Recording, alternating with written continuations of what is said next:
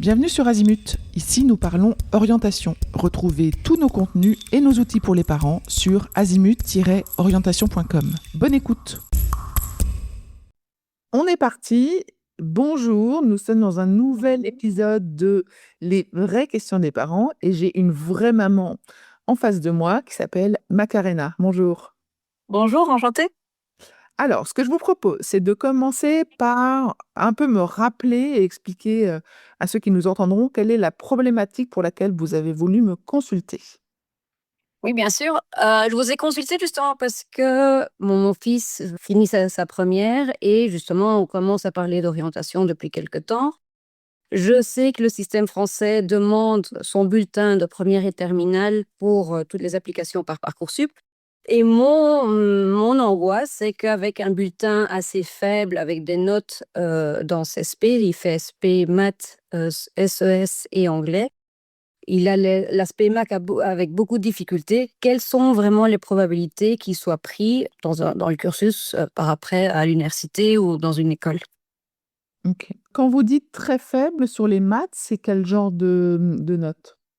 Trimestre dernier, c'était un 8/20. Ce trimestre, c'est un 6/20. Donc voilà, moi, je trouve que c'est un même si c'est pas super faible, pour moi, je veux dire, en spé, moi, j'ai fait une spé maths quand j'étais au lycée, donc je peux comprendre les difficultés, mais je trouve que c'est vraiment très faible. Étant donné qu'il veut faire business, j'imagine qu'il a besoin de notes beaucoup plus élevées. Ok. Il veut faire business, ça c'est quelque chose que vous savez, donc plutôt une école de commerce ou en tout cas l'université en Exact. éco-gestion. Ok. Exact. Aujourd'hui, vous le sentez comment d'un point de vue personnalité, d'un point de vue maturité? Bon, on peut dire, oui, je crois que c'est un enfant qui a 16 ans, donc il est encore très immature. Hem, il dit qu'il veut faire business, mais moi je pousse un peu pour qu'il nous dise pourquoi il veut faire business. Il dit bon, je trouve que c'est quelque chose de facile à lui à dire, en disant bon voilà, c'est assez large comme choix et il pourra peut-être par après choisir quelque chose de plus précis. Mais oui, il y a une immaturité de vraiment chercher qu'est-ce qu'il veut faire par après et de vraiment comprendre l'importance d'avoir des meilleures notes à ce moment-ci et pour après, au fait. Qu'est-ce que disent ces professeurs dans les appréciations sur les bulletins? Ce trimestre-ci, justement, on a eu la semaine dernière les résultats. Ils étaient plutôt positifs comparés au trimestre dernier, en disant qu'il fait un effort, mais qu'ils savent qu'il peut faire mieux. Donc voilà, avec un 6 en maths, je crois pas qu'il continuera avec maths en terminale. Moi, je lui pousse à faire maths complémentaires. Mais je sais pas justement avec maths complémentaires, c'est un cas, je veux dire son file sera suivi, ou pris en Parcoursup pour une école de commerce. Pas une grande école de commerce, parce que j'arrive à comprendre que ce sera trop dur pour lui. Et mon autre doute, c'est que si dans une faculté avec autant d'élèves, il sera pas trop perdu, étant donné son immaturité, personnelle et comme étudiant, en fait. Mmh. Bon, alors, l'avantage, c'est qu'il nous reste 1 an et demi avant qu'il soit étudiant. Vous m'avez parlé d'une éventuelle année de césure pour prendre le temps de réfléchir. C'est votre troisième un peu option, si je comprends bien. Il y aurait une école de commerce post-bac, l'université et pourquoi pas une année de césure. Ok. Ce que je pense, c'est que il faut bien comprendre. Bon, déjà, c'est pas Parcoursup qui va décider, hein, c'est les formations auxquelles il va postuler. Et il faut comprendre que si il est pas forcément bon en maths, c'est pas rédhibitoire pour toutes les écoles de commerce, hein. Il peut quand même tout à fait prétendre à certaines écoles de commerce. C'est vrai que pour certains, les maths au lycée, la spécialité maths est compliquée et qu'effectivement, c'est pas mal de prendre maths complémentaires en option pour continuer à avoir des maths jusqu'au bout. Souvent, les écoles post-bac, elles se font sur concours et les concours se préparent spécifiquement. Donc, en fait, s'il a l'opportunité de préparer les concours pour les écoles de commerce, dans certains cas, bah, il va pouvoir être à l'aise lors des épreuves. Ce qu'il faut bien comprendre, c'est est-ce que il va être à l'aise sur les épreuves du concours, mais est-ce qu'il va être à l'aise après, pendant les études elles-mêmes? Parce qu'on est d'accord que c'est les études qu'il faut réussir, pas juste les concours. Donc ça, il faut vraiment effectivement travailler avec lui sur le pourquoi, quelle est la raison de vouloir faire ces études business. Parce que probablement qu'avec une meilleure connaissance de lui-même, et quand il va gagner en maturité, quand il va grandir, et qu'il saura pourquoi il doit travailler, eh ben, il y a quand même de fortes chances que ça l'aide à avoir des meilleurs résultats. Peut-être que c'est important de se concentrer là sur ces matières un peu plus fortes, sur ces autres spécialités. Peut-être que les maths, bon, bah, il faut qu'il fasse ce qu'il faut, mais que s'il sait qu'il va les laisser tomber, eh ben, il faut peut-être qu'il cartonne dans les autres spécialités qu'il va garder, qui sont LLCE anglais et SES, c'est ça? Exact. Oui. Et qui sont des bonnes spécialités pour des dossiers ensuite en gestion. J'habite pas en France, donc c'est un peu les doutes qu'on a depuis qu'on est à l'étranger. C'est vraiment si avec anglais, les écoles le tiennent en compte comme une spécialité intéressante ou pour le trajet, euh, étant donné qu'il fera pas maths au fait. S'il fait maths complémentaires et qu'il a des bons résultats dans ces spécialités qui seront en terminale LLCE et SES, bah, ça reste un bon dossier. Et c'est important dans les études de commerce. Vous me parliez de BBA, donc plutôt des études à l'international en commerce. Bah, l'anglais, c'est vraiment important. Et c'est cohérent, le fait que vous habitiez à l'étranger, qu'il a un bon niveau d'anglais aussi. J'imagine que vous êtes un pays hispanophone, donc en plus, il doit bien parler espagnol. Donc cette notion de langue sera vraiment à mettre en avant. Le côté multiculturel, le côté langue sera à mettre en avant dans les dossiers. En fait, je pense pas qu'avec peu de maths ou pas de maths ou des mauvaises notes en maths, ils se ferment les portes des écoles de commerce post-bac. Par contre, ce qu'il faut, c'est travailler les autres spécialités, qu'il ait un bon dossier, voire une progression, qu'ensuite bien travailler éventuellement les concours, bien travailler le pourquoi il veut faire ces études-là. Et puis, il faudra bien préparer dans Parcoursup les éventuelles lettres de motivation, etc., pour faire comprendre un peu quel est son profil. Les appréciations, elles vont compter, en fait. Donc, c'est important qu'il continue à avoir des bonnes appréciations sur le fait qu'il travaille, qu'il se donne du mal, etc. Je pense que ça, c'est apprécié par les établissements du supérieur, en fait. Il faut surtout pas qu'il lâche non plus, quoi. Après, il faudra bien calibrer par rapport à son niveau, à quelle école il peut postuler aussi par rapport à son dossier et par rapport aux études attendues, au niveau des attentes. Parce que c'est vrai que certaines vont réclamer une spécialité maths. Dans ce cas-là, bon, bah, il ne sera pas éligible, mais il y a d'autres bonnes écoles et bonnes formations auxquelles il pourra prétendre, hein. Et ça, je veux dire, justement, j'ai entendu déjà plusieurs de vos podcasts, mais c'est sur Parcoursup qu'on peut connaître à détail sur ces attentes-là. Alors, en fait, là, d'ores et déjà cette année, vous pourriez aller faire le tour des écoles de commerce qui pourraient l'intéresser et des licences qui pourraient l'intéresser aussi, et voir dans les fiches Parcoursup, quels sont les critères et quels sont les niveaux attendus. Et ça, c'est très précisément décrit dans Parcoursup, dans les fiches des établissements et des formations. D'accord. Vous pourriez également aller pour encore plus de détails dans le site d'Open Data, donc pareil, formation par formation, va vous donner des informations. Et si besoin, des sites comme Subtracker, par exemple, pourraient être aussi utiles pour vous, pour avoir des détails un peu plus visuels sur les chiffres de Parcoursup, formation par formation. Ok, génial. Génial. Et ça, peut-être que ça peut être intéressant de le faire avec votre enfant pour qu'il ait une prise de conscience de ce qui est attendu, en fait. Pour qu'il ait une vision de telle école propose une formation qui pourrait vraiment m'intéresser avec telle et telle matière ou avec un déroulé international qui pourrait me motiver, etc. Et voilà le niveau d'attente qu'ils ont. Et ben ça peut vraiment peut-être l'aider à booster son dossier, son travail, pour que quand arrivent ses concours ou Parcoursup l'année prochaine, qu'il ait ce qu'il faut en fait.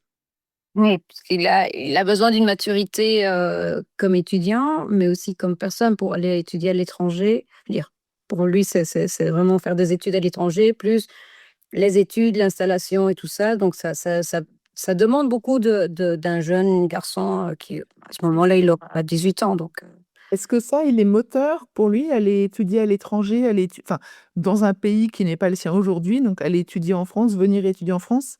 ça lui fait peur, mais bon, la plupart des enfants de la promotion vont étudier en France. Lui, il doute un peu si la France ou ailleurs en Europe, étant donné qu'il parle espagnol, donc peut-être il pensera aussi à l'Espagne. Mais étant donné qu'il connaît le système français, moi je pousse plus pour la France. Mais voilà, le fait que toute la promotion part en France, un peu partout en France, ça aide un peu, étant donné qu'ils ne sont pas tout seuls, vraiment tout seuls. Mais c'est quelque chose comme un chemin à suivre, au fait, pour les enfants de lycée français à l'étranger, de partir en France faire les études universitaires. Ouais, je comprends. Ok. Mais effectivement, cette notion de quitter le foyer familial, aller s'installer à l'étranger, suivre des études, travailler, réviser de manière autonome, ça demande une sacrée maturité. Quand les parents sont pas derrière, il va pouvoir rentrer chez vous, j'imagine, régulièrement, et vous l'aurez régulièrement au téléphone et en visio, mais vous êtes quand même de l'autre côté de l'Atlantique, donc c'est sûr qu'il ne pourra pas rentrer le week-end. Donc il faut qu'il tienne dans la durée, il faut qu'il puisse peut-être avoir des relais sur place, je dirais aussi, qui puissent l'aider. Attention à la santé mentale des étudiants, hein, parce que toute cette génération-là qui a vécu, on en parlait tout à l'heure en préparant un peu le Covid, est potentiellement un peu fragile aussi, hein, donc attention avec cet isolement, qu'ils ne ressentent pas cet isolement à nouveau. Mais effectivement, il faudra bien évaluer l'année prochaine si si vous le sentez apte et volontaire à venir en France. Sinon, effectivement, une année de césure peut être envisagée. Heu Exactement. Ouais. et dans ce cas-là, il faut qu'elle soit productive, utile, pas juste, on mûrit pendant 1 an, comme un petit fruit, qui prend le temps de mûrir. L'idée là, c'est vraiment de travailler à un projet, de s'il fait du business, et que c'est vraiment ça conforte, peut-être qu'il faut qu'il fasse un petit boulot dans ce sens-là pour, enrichir son dossier. En fait, cette année de césure ne doit pas être une année de vide. Elle doit être une année qui apporte quelque chose à son dossier. Voilà. Et une doute, dire, il fait la partie l'année prochaine sur Parcoursup et il demande l'année de césure, ou il vaut mieux qu'il finisse la terminale, qu'il prenne une année de césure et après faire l'application par Parcoursup? Il peut faire les 2 et je recommanderais de faire les 2. C'est-à-dire que si imaginons qu'il est quasiment certain de vouloir faire une année de césure, l'année prochaine, il peut faire son dossier sur Parcoursup en cochant année de césure dans le dossier. C'est pas connu des formations qui vont éventuellement l'accepter, et si elles l'acceptent, il peut leur demander une année de césure et d'être intégré à la promotion suivante. Elles peuvent refuser ou elles peuvent accepter de garder sa candidature. Donc s'ils ont gardé sa candidature, il fait son année de césure comme il veut, en ayant expliqué pourquoi il l'a fait, et puis ensuite il vient. Si jamais il a pas ce qu'il veut, et ben, il peut tout à fait recommencer comme tout étudiant l'année d'après avec un dossier, 1 an après le bac, et en repostulant en bac plus 0, voilà, comme s'il venait d'avoir le bac. Mais il faut que son dossier soit enrichi, parce qu'il est pas prioritaire, en étant, après une année de césure. Donc il faut expliquer pourquoi qu'il est pas en réorientation, qu'il a choisi de faire cette année de césure, et cetera. D'accord, OK. Je vous remercie pour cette déclaration parce que j'étais pas très certaine de la procédure, au fait. Si les écoles sont au courant au moment de décider de prendre sa candidature ou pas, et si elles peuvent ou pas l'accepter ou non, en fait. Alors, il faut aussi savoir qu'il y a des écoles qui sont hors Parcoursup, qui proposent des parcours sans passer par la plateforme, hein, pour la France. Elles recrutent souvent sur dossier. Donc là, pour le coup, il n'y a pas de Parcoursup, et on peut expliquer dans la lettre de motivation que on est d'ores et déjà intéressé pour l'année suivante, etc., hein. Oui.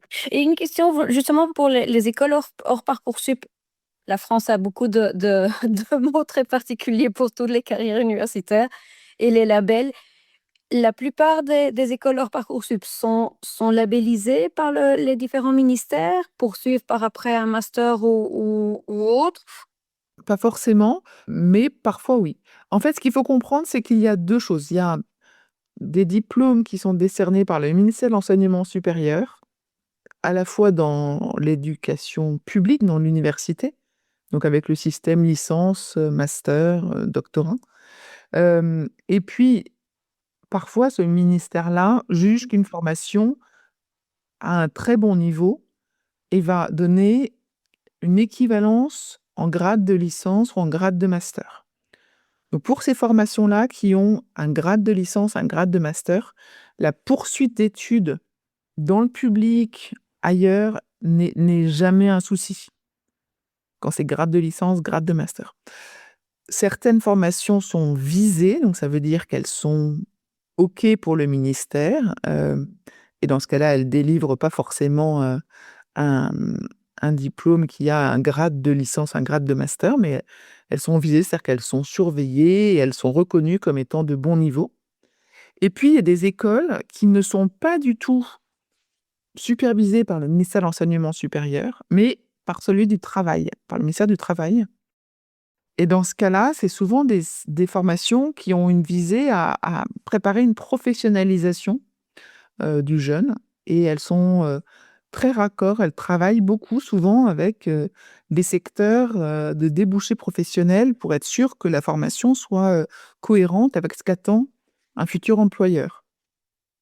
Ces formations, elles délivrent un titre souvent qui est, délivré et qui a un numéro sur France Compétences, ça s'appelle un titre RNCP, qui a un niveau 6 ou 7 ou 5, voilà, selon les cas. Et ça permet d'avoir, des équivalences. Mais avec un titre RNCP, donc délivré par le ministère du Travail, on peut pas forcément poursuivre, on peut pas poursuivre en fac publique, par exemple. On peut pas poursuivre, partout non plus.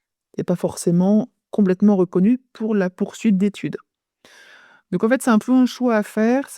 Il peut y avoir un coup de cœur pour une école, hors Parcoursup qui a des titres RNCP uniquement et qui prépare très bien ses élèves, à la professionnalisation et qui sont des très bonnes écoles aussi, en fait. Mais il faut avoir conscience que, si on a un titre RNCP 6, la fin, par exemple, d'un bachelor, on peut pas continuer, ensuite dans n'importe quelle, école, et surtout pas dans le public. D'accord, ok. Mais je vous remercie, c'est un peu plus clair. Mais c'est vrai que c'est très vaste. C'est très vaste, voilà, pour comprendre tout ça. Effectivement, c'est compliqué. On n'a pas du tout parlé d'alternance, d'apprentissage, parce que ça peut être aussi un sujet. Alors c'est pas forcément facile de trouver à distance un job parce que ça veut dire que trouver une formation et un job simultanément. Mais pour un jeune, qui vient, qui est tout seul, ça peut être aussi, pas inintéressant d'être, inclus dans un groupe avec, une entreprise, un tuteur en entreprise. Qui regarde aussi, qui lui apprend des choses et qui regarde comment il va, quoi. Oui, justement, comme bon, Parcoursup donne les nouvelles début juin et après il faut s'installer, il faut trouver le logement parce que ça c'est une autre histoire quand on est à l'étranger, trouver le logement et après s'installer. Je me dis, on considérait que c'était compliqué d'en même temps trouver la partie d'alternance. En fait, le calendrier Parcoursup des formations d'alternance est un peu différent.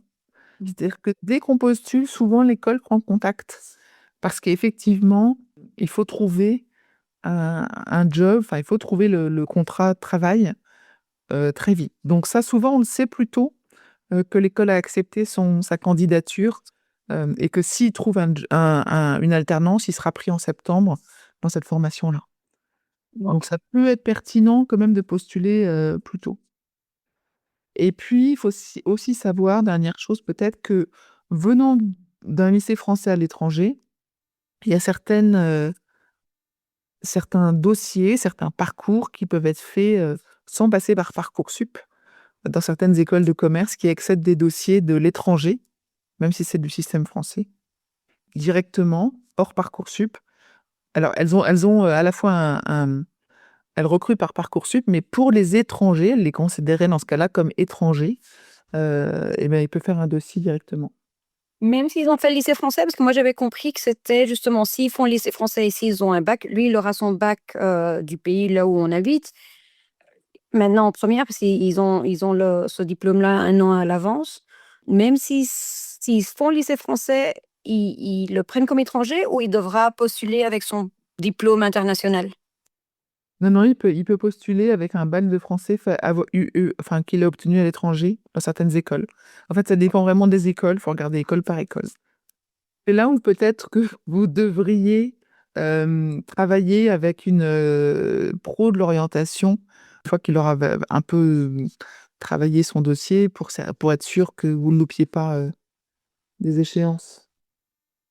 Oui, parce que justement, en plus, l'équivalence des notes vers le diplôme local, il y a un plus parce que le niveau local est beaucoup plus bas, disons-le de cette façon-là, que le système français. Donc, les notes, quand elles sont traduites, pardon, au niveau local, elles sont des meilleures notes. Bon, un 6, c'est un 6, hein, mais de toute façon, c'est... Non, non, mais ça peut être une stratégie. Voilà, ça peut être une stratégie. Mais je vous remercie. Est-ce qu'il y avait d'autres choses que vous vouliez qu'on voit ensemble?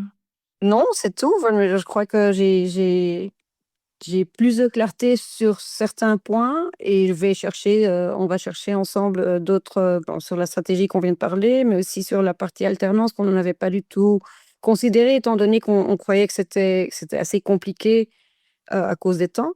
Mais on va aborder cela, je vais en discuter avec lui alors. Travailler bien son projet ensemble parce que je pense que ça peut être la clé aussi de l'aider à essayer d'avoir le meilleur dossier possible. C'est de savoir pourquoi est-ce qu'il travaille, quoi. Ouais, exact. Ouais, je crois qu'on nous, les adultes, on comprend et on arrive à le voir avec quelques années en arrière, mais bon, à 16 ans, je ne sais pas si moi, à 16 ans, je serais aussi claire d'avoir un parcours, de savoir qu'est-ce que je voulais faire. Donc, c'est ça un peu la partie Non, bien compliquée. sûr, mais dès qu'il va savoir il faut telle note dans telle matière pour être accepté dans une école qui peut lui faire envie, bah, ça peut l'aider et le booster un peu à travailler un peu plus, quoi. Ouais, ouais, certain, certain. Bon, espérons-le et je vous tiens au courant de toute façon. Merci beaucoup à vous, en tous les cas, Merci à vous. et d'avoir accepté de témoigner dans les vraies questions des parents. Merci beaucoup. Merci beaucoup à vous et bonne journée. Pour aller plus loin dans l'accompagnement de votre enfant, rendez-vous sur azimut-orientation.com. Tous nos contenus y sont classés par thématique et vous pourrez consulter notre calendrier, notre annuaire d'experts et vous inscrire à la newsletter pour ne rien louper. Merci pour votre fidélité. À bientôt.